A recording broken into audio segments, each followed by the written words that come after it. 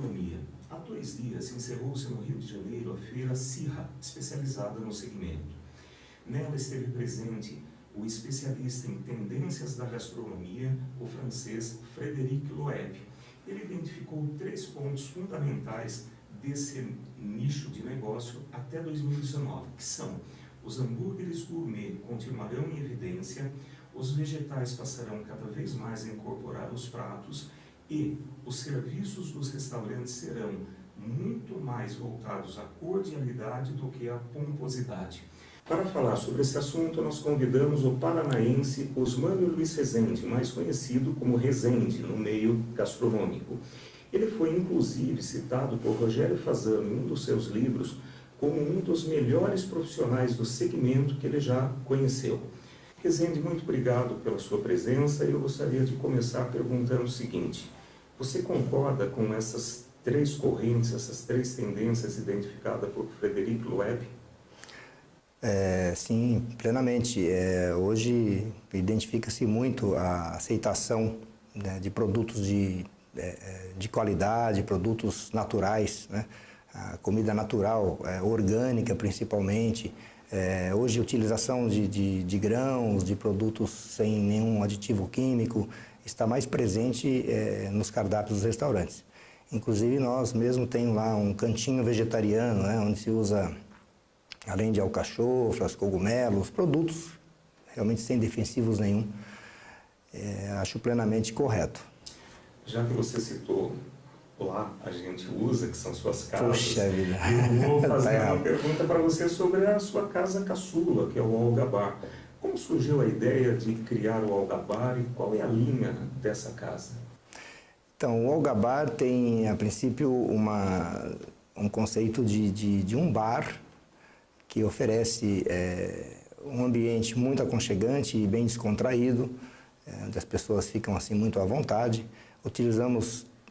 Temos um cardápio diferenciado e bem elaborado para atender o público de Sorocaba, que pesquisei bastante, tive como influência alguns lugares que eu conheço e amigos em São Paulo, bares em São Paulo, como Pirajá, Bar da Dona Onça, entre outros. E também, com tudo isso, o preparo de coquetéis. Oferecemos alguns coquetéis clássicos, utilizando técnicas, inclusive, de envelhecimento. Por exemplo, o Negroni envelhecido é um coquetel bem interessante para quem aprecia a bebida. Você já começa a falar nas diferenciais e especialidades da casa. O Negroni é um drink mundialmente conhecido, bastante antigo, foi criado por um conde italiano, a origem, se não me engano, é essa mesma, e a sua casa tem outros diferenciais na parte dos pratos, das porções, enfim, quais são as especialidades e os diferenciais do Algabar? Sim, nós elaboramos um cardápio onde pudesse oferecer um equilíbrio entre todos os pratos, utilizando não só porções ou mesmo pratos de muita fritura, e sim saudáveis, né? Ao mesmo tempo, temos lá canapés, por exemplo, de alcachofra com cogumelos e ervas frescas. Por outro lado, assado, como uma panceta suína, espetacular, assim, muito crocante, também assada. Um milanesa, que é feito de forma diferente, um filé mignon empanado, num pão fresco feito na própria casa, onde se eleva muita crocância e sabor. Esses pontos que diferenciam no cenário da região me fazem recordar do Ladok. O Ladok já foi criado há alguns anos, é uma casa que mudou os hábitos do pessoal que mora em Sorocaba e na região. Conta um pouquinho como é que foi essa trajetória do Ladok. O Ladok abrimos em 2012 com o objetivo de trazer para Sorocaba, de oferecer em Sorocaba um produto de muito boa elaboração, né? De um diferencial, por exemplo, de produtos diferenciados, um equilíbrio também de cardápio em suas receitas, né? Com texturas diferentes. As massas são os carros-chefe da casa, que são massas frescas, feitas todos os dias, utilizando sempre produtos frescos também. E tem sido muito agradável, né? Dito pela clientela, pelos clientes amigos hoje, né? Que a maioria que frequenta com muita assiduidade, dizem ser um divisor de águas em Sorocaba em relação a aquilo que nós oferecemos, né? Pela sua proposta de ambiente, de serviço e também da comida. Você é sócio das duas casas, mas você atua diretamente no comando, no gerenciamento, principalmente das cozinhas do Ladocq e do Olga Bar? Sim, eu tenho a incumbência de, desde a elaboração do cardápio, desde o início, né, do Ladocq, desde a elaboração, supervisão de compras, controles de qualidade, repasso todas as receitas juntamente com todos os cozinheiros e tudo o que envolve, por exemplo, a qualidade em si, eu estou envolvido. Quem for no Olga, quem for no Ladocq, encontra a mão do residente. De certa forma, no Olga também, né? Tenho atuado até com bastante frequência no Olga, por ser ainda uma casa principiante, e para tudo isso correr da melhor forma, logicamente contando com todos os colaboradores, né? Com toda a dedicação de todos, tem sido bem prazeroso e me faz, é muito agradável, de certa forma. E é diferente você gerenciar um bar como o Olga de um Ladocq, restaurante? Sim, é bem diferente. O restaurante exige bastante como tudo, né? A elaboração de tudo, o acompanhamento, o treinamento dos profissionais que temos feito assim diariamente, semanalmente, da mesma forma no bar.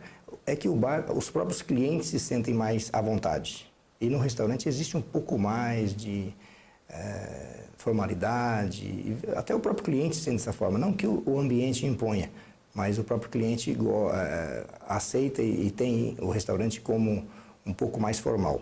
Uhum. Entrando nessa seara dos restaurantes, como citei na abertura do vídeo release, você chegou a ocupar, a gerenciar e trabalhar em diversas casas do Grupo Fasano. Como foi sua trajetória do Paraná até chegar no Grupo Fasano aqui em São Paulo? Puxa, eu vim de Apucarana, Paraná, muito cedo, 14 anos, estava em São Paulo. Meu primeiro emprego em São Paulo foi sendo garçom das piscinas do Clube do Morumbi. Depois de lá, passei por alguns restaurantes. Eu tive a oportunidade de trabalhar como primeiro momento da gastronomia em São Paulo no Le Cocardi, nos 1980. E lá fiquei 10 anos, percorrendo todos os setores da casa, fazendo cozinha, vinhos, atendimento. Lá procurei me inteirar muito do serviço que era exclusivo da casa, né? Serviço de réchaud na época. Tudo era feito à frente do cliente e com isso me especializei e acabei participando de concursos, ganhei os concursos.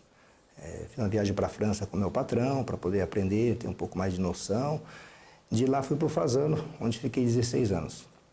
No Fasano, entrei, a primeira casa do Fasano, o próprio Fasano antigo, depois fui inaugurar o Gero em 94, de lá como maître, depois fui para o Paride como maître gerente, permaneci lá por mais 8 anos e tive aí o prazer e a honra, muito orgulhoso de ter trabalhado com a família Fasano e ter aprendido bastante com eles.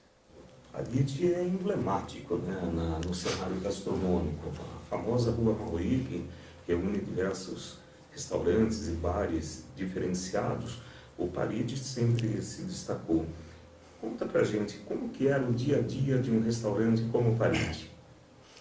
Paride foi uma casa exemplo, assim, em todo sentido. Contato com, primeiro, todos os profissionais que faziam parte da equipe, excepcionais profissionais. Toda uma liberdade onde o empresário, no caso o Fasano, oferecia e nos preparava para isso, para um atendimento primoroso, né? Onde recebíamos clientes de todas as vertentes, de todos os segmentos da sociedade, né? Desde formadores de opinião, como no meio publicitário, no meio político, prefeitos de São Paulo, governadores, presidente da República, Se você permite interrompê-lo, mas o Paride ficou conhecido durante um tempo como o local que se reunia a maior parte do PIB brasileiro e o maior grupo de políticos que interferiam diretamente na política nacional. Quem você presenciou nas mesas do Paride? Se você puder revelar nomes, lógico. Ah, sim, muitas figuras conhecidas, né? Como, por exemplo, Antônio Carlos Magalhães, governador da Bahia, prefeito de São Paulo, governador de São Paulo, muitos empresários de muito nome, de muita expressão, talvez eu não me lembre agora tantos, mas do meio publicitário, então, desde DPZ, de um modo geral, frequentava muito, Nizam Guanais, Faustão, entre tantos outros. Algum deles passou por uma situação inusitada e com muita habilidade, muita criatividade conseguiu sair daquela situação sem que o vexame tornasse o almoço ou o jantar indigesto? Olha, aconteceram muitas situações, né? Situações às vezes, de um engano na própria mesa, né? Como, por exemplo, o restaurante, ele se torna uma referência entre os próprios convidados, né? Reuniões de negócios, namoro, noivado, separação, então acontece de tudo, né? Dentro nessa condição. O Paride se destacou. Na sua opinião, o que faz um restaurante se destacar no cenário? Eu penso que é um conjunto, na verdade, né? Porque o cliente não busca apenas uma boa comida ou um ambiente que ele goste. É um conjunto entre ter um respeito, né, pelo alimento, pelo preparo, um atendimento que seja cordial, que seja receptivo e também um ambiente agradável. Você sempre esteve do lado de lá da mesa, não do balcão, mas do lado de cá, para quem vai a um restaurante. Qual seria a sua dica para aproveitar bem o momento? Primeiro, assim, quando a pessoa vai pela primeira vez no restaurante, a sugestão do profissional, do maître, do garçom, no momento de descoberta, eu acho que é sempre muito válido. E a pessoa pode pedir a ajuda do maître, do responsável, sem constrangimento algum? Ah, sem dúvida. O profissional deverá estar preparado para orientar, para sentir o momento do cliente, porque as dúvidas acontecem, às vezes quando um cardápio é muito amplo e, na verdade, raramente a pessoa vai sabendo exatamente o que quer comer. Ainda mais se for num restaurante de primeira vez, assim. Então, eu acho muito válido, por exemplo, o diálogo, né? O profissional se expressar também buscando do cliente qual é o seu interesse, se tem preferência por um prato mais leve, se tem alguma restrição, por exemplo, algo assim. Que isso faz parte, acredito eu, do treinamento que vocês ministram para os profissionais, sobretudo do LADOC. É por aí que se prepara? Sim, exatamente. Buscamos aí de toda forma até saber se a pessoa tem alguma restrição alimentar para se preparar um prato. Hoje, né, muito solicitado, sem glúten, sem lactose, isso tudo tem aumentado, inclusive. Existem as famosas regras de harmonização entre as bebidas e os pratos. Essas regras são, de um modo geral, inquebráveis ou a pessoa pode, num momento de extrema criatividade, inovar? As regras de harmonização são ou não inquebráveis? Existem momentos que sim, existem oportunidades que nem sempre. Até porque a regra carne só combina com vinho tinto. Depende, uma carne leve, ela pode combinar com vinho branco. Depende do molho que acompanha. Da mesma forma, algo que é muito certo e dito como regra básica, ostra com vinho branco ou com champanhe, isso é algo que dificilmente pode mudar, né? Para finalizar, já que o nosso tempo chega ao final, eu gostaria de perguntar uma coisa. Se você não vivesse no universo da gastronomia, em qual universo você viveria? Talvez na gastronomia. Se não existisse, você criaria? Eu não consegui fazer outra coisa, então não sei se faria. Tá certo. Rezende, muito obrigado por ter aceito o nosso convite. Nós conversamos com Osmânio Luiz Rezende, que está à frente do LADOC Restaurante, LADOC Reserva e agora também do Olga Bar. A você, muito obrigado e até o próximo vídeo release.